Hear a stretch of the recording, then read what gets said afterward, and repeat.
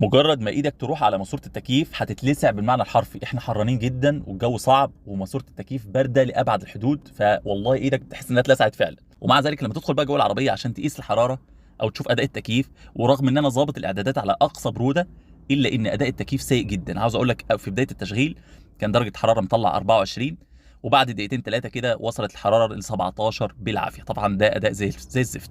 طيب ايه اللي يوصل الوضع كده؟ علشان نعرف لازم نجيب الكاميرا الاندوسكوب دي ندخل بيها جوه العربيه دي. مكان السربنتينه فيها ضيق ومزعج لابعد الحدود، يعني في عربيه الوصول لا سهل، لكن هنا الوصول مستحيل. لما بصيت جوه داخل السربنتينه الداخليه فيها مشكلتين. اول حاجه متطرمه، لان انا للاسف كنت نظفتها في مكان كده فطرموها. الحاجه الثانيه مليانه ورق شجر، يعني لا نظفوا ولا نيلوا، طرموا الاسنان بتاعه السربنتينه، وفي نفس الوقت ورق الشجر زي ما انت شايف موجود في كل حته، والدنيا زباله وزي الزفت. فعلشان كده ده جزاتي عشان كسلت، كان لازم انضفها انا بنفسي.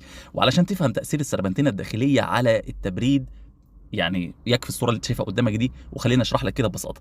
لو افترضنا ان دي السربنتينه الداخليه للتكييف، طبعا زي ما انت شايف كده مليانه ايه الشرايح، ادي بتاع التكييف اهوت. هنفترض ان نص السربنتينه شغال ونصها مسدود، النص ده مسدود والنص التاني شغال، تمام. ده معناه ان هي بتأدي تقريبا بنسبه 50% من ايه، 50% من كفاءتها. خلاص نص بس اللي شغال، لا اكتر ولا اقل. طيب ده هيأثر لنا على ايه؟ هيأثر على حاجتين، البروده ودفع الهواء. طيب البروده وده منطقي، دفع الهواء ايه علاقته؟ ببساطه شديده المروحه الداخليه بتسحب هواء من خلال السربنتينه الداخليه. طيب لما يكون نص السربنتينه الداخليه مش شغال، هتبقى المروحه مكتومه مش عارفه تسحب هواء لان السربنتينه مسدوده. طيب ركز كده في سربنتينه العربيه، هتلاقي ان نصها اللي ناحيه بره ده سالك، لكن اللي جوه زي ما انت شايف مسدود تماما، الجزء الداخلي مش شغال اصلا. عشان كده اثر على البروده واثر كمان على دفع الهواء. علشان ننضفه لازم نجيب خرطوم يطلع ميه بشكل جانبي، لان زي ما قلت لك المكان مزنوق جدا جدا. وطبعا دي سبيشال تول احنا عاملينها مخصوص للعربيه. خليني اوريك بقى عملتها ازاي.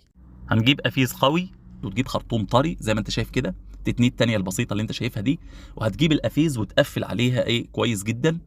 الموضوع سهل يعني مش مستحيل، بالبساطه اللي انا بوريها لك دي. خلاص وبزراديه هتيجي قاطع الحته الزياده. طبعا احنا مش عاوزين زيادات كبيره لان اصلا المكان ضيق، فبنقطع الزيادات ايه منه. ونجيب بقى سكينه حاميه كده سخنه، وتمشي مع الخط الابيض للخرطوم علشان تبقى الفتحات اللي انت عاملها بالسكينه اولا سليت، فتحات سليت يعني فتحات شقيه طوليه، خدت بالك؟ علشان عاوزين تنظف السربنتينه زي ما هوريك دلوقتي. تمشي مع الخرطوم الخط الابيض كده بحيث تبقى كلها على استقامه واحده، وتفتح كذا فتحه. طيب ايه بقى الادوات اللي انا استخدمتها؟ الحاجات دي انا اللي يعني انا اللي محتاجها مش انت، انا بس عشان اوريك. اول حاجه الكاميرا الاندوسكوب دي، خلاص، وطبعا بنحتاج انها تكون بتتشكل علشان اقدر يعني اتحكم فيها وادخلها يمين وشمال واقدر ادخل بيها السربنتين. طبعا ده جهاز قياس حراره خارجيه. ليه ما جبتش جهاز قياس داخلي؟ ده ان جهاز القياس الداخلي بيجيب درجات حراره منخفضه، ومش ده اللي بيحصل. انت بيهمك الحراره اللي طالعه ناحيه وشك، فانا شايف ان ده ادق. وطبعا ده جهاز قياس شده صوت. المفروض ان انا كنت اجيب الجهاز اللي هو بيقيس سرعه الهواء، بس مش عندي، فهنستخدم جهاز قياس شده الصوت بدل منه. كده كده المروحه لما دفعها الهواء بيكون يعني زياده صوتها بيعلى، وده طبيعي. الحاجه الثانيه هنجيب الفرشه دي. عاوز اقول لك ان ده الاريال بتاع العربيه اللي هو الانتنه، موصله بفرشه قديمه علشان ننظف اوراق الشجر. عاوز اقول لك بقى ان هو الراجل بتاع التكييف اللي بينظف ولا بيعمل اي حاجه من دي ولا بيتعب نفسه اصلا. اي حاجه، اي حنكشه في اي منكشه كده، واي حاجه في اي حاجه وخلاص، وياخد ال 200 300 جنيه ويقول لك يلا مع السلامه. بنطلع اول حاجه فلتر التكييف، طبعا مليان تراب، ونجيب مشمع بقى نحطه في ارضيه العربيه علشان الميه ما تبوظش الارضيه. احنا دلوقتي هنبتدي بقى في عمليه تنظيف. الفلتر طبعا زي ما انت شايف مليان تراب، وده احد الاسباب اللي بتخلي السربنتينه تتسد، ان عدم نظافه الفلتر وعدم تغييره بانتظام. طبعا هو من جوه نظيف، لكن طبعا من بره حالته صعبه. لكن بشكل عام احرص على فلتر التكييف تستخدمه يعني يكون نظيف باستمرار. بندخل الفرشه نسحب بقى اوراق الشجر، خلاص بتنظف مرحله اوراق الشجر، تدخل بقى لمرحله الميه. بتجيب طبعا الجزء اللي هو احنا فاتحينه بالسكينه تخليه ناحيه السربنتينه، لان السربنتينه دي ملهاش حل غير انها تنضف بالشكل ده. وضغط ميه شديد جدا بقى توصل يا معلم الخرطوم بتاعك، وضغط ميه شديد جدا، وتبتدي بعد كده تتحرك فوق وتحت، تدخل كده بالميه اهوت. طبعا هتلاقي بعض الميه بتخرج، وده فايده المشمع بشكل عام، فوق وتحت فوق وتحت لحد ما تنظف الشرايح بتاعه السربنتينه كويس جدا. وكده كده الميه بتطلع من الجزء اللي هو السليت او الفتحات الطوليه اللي احنا عاملينها في الخرطوم بالسكينه، بتدخل بقى في السربنتينه، بتنظفها كويس جدا جدا. بص كده الميه دي اول تنظيفه. طبعا احنا نظفنا بالفرشه كمان. عاوز اقول لك دي بقى اللي هي من الشرايح. بص كده الميه معكره ازاي. انا هبتدي احرك لك بس بايدي كده عشان تشوف الايه. دول حوالي 10 12 لتر ميه، فعاوز اقول لك ان التراب اللي فيهم كتير جدا، بس عشان كميه الميه كبيره مش مبينه. عاوز اقول لك ان دي لو ميه قليله كانت بقت طين حرفيا. فورق طبعا شجر صغير وعندك الميه حالتها صعبه. دي بعد تاني مرحله تنظيف. خلاص، فانا شفت كده ان دول كفايه، خلاص الدنيا بقت كويسه. ممكن تعمل ثالثه او رابعه براحتك، انت معاك الوقت. هنبتدي بقى نجرب، وها هي لحظه الحقيقه. اول ما ابتدينا برضو درجه الحراره 24 23 عماله تنزل اهوت. بعد دقيقتين بالظبط بقت كام؟ 9 درجات.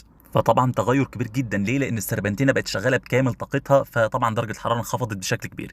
طبعا بقى لو تجيب جهاز داخلي هيجيبها لك بقى 0 و2 وحاجات زي اللي انت بتشوفها عند بتوع التكييف. طيب دفع الهواء دفع المروحه الهواء كمان اتغير جدا. يعني عاوز اقول لك مثلا ده قبل التنظيف كان ده صوت المروحه 66 67، لكن بعد التنظيف طبعا خلينا بقى نشوف ايه اللي هيتغير. بعد التنظيف زي ما انت شايف وصلت 71 72 70. فطبعا كمان صوت المروحه بقى اعلى لان دفع الهواء بقى اشد، فاثر كمان بشكل كبير جدا على شده الصوت. لو عندنا كمان الجهاز اللي هو بيقيس سرعه الهواء كان هيبين ده بشكل قوي جدا، لكن جهاز قياس شده الصوت زي ما انت شايف مديك مؤشر كده ان فعلا دفع الهواء زاد. من الحاجات اللي بتخليك تفكر في السربنتينه الداخليه كمتهم ان مواسير التكييف بتكون بارده وفي نفس الوقت التبريد ضعيف جدا. فده معناه ان الكمبرسور قام بدوره، ولكن طبعا السربنتينه مش عارفه تقوم بعمليه التبادل الحراري بشكل كويس ومع الهواء يعني من خلال المروحه الداخليه، فبالتالي البروده مش عارفه تنتقل من المواسير التكييف للسربنتينه ليك انت، فبالتالي هي المتهمه. فحاول تعمل طبعا ده كل صيف، او في بدايه كل صيف هيكون مفيد جدا، او كل فتره هيكون كويس جدا انك تعمل ده. وما تغلطش غلطتي وتروح لبتوع التكييف، لان هم فعلا لا بينظفوا ولا بيعملوا، وبيغرق الدنيا ميه وبيطرم الاسنان الداخليه، لان هم بيستخدموا فرش يعني صلبه شويه، وفي نفس الوقت لا بينظف ولا بيعمل. فحاول تعمل ده بنفسك، يعني هيكون مفيد جدا ان انت تعمل ده. ان شاء الله الفتره الجايه هنعمل فيديو عن عزل مواسير التكييف، وهنشوف هل ده مفيد او لا، والغاء السخن وهنشوف ده مفيد او لا. فانتظرونا.